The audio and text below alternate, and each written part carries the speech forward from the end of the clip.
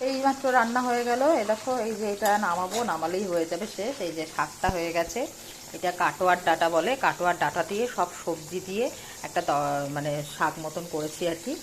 তো এই যে, আর এই যে বড়ি দেবো, বড়িটা একটুখানি ভিজে গেছে, আমি তুলে রেখে দিয়েছি। এই এবার দিয়ে, এবার বড়িটা দিয়ে এবার নামিয়ে নেবো। ঠিক আছে, ঢাকা দিয়ে দিই। এখানে মেয়ের মাছ ভাজছি, শুধু মেয়েরই মাছ হবে, আর বাকি মা বাপি মাছও খাবে না, ডিমও খাবে না। আর মামনের বাবাই তো অফিস, আমার ডিম আছে, আমি ডিম খাবো। এর মধ্যে মেয়ের ভাত হয়ে গেছে। আর এখানে দেখো কি করেছি, এখানে করেছি হচ্ছে এই যে আলুকে বেসনের মধ্যে একটু কর্নফ্লাওয়ার দিয়ে, কালো জিরে দিয়ে, নুন হলুদ দিয়ে ফ্রাই করেছি।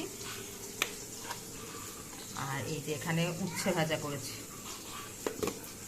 এই হচ্ছে আজকে রান্না। আর এটা তো ভাত। এই হলো আজকে রান্না।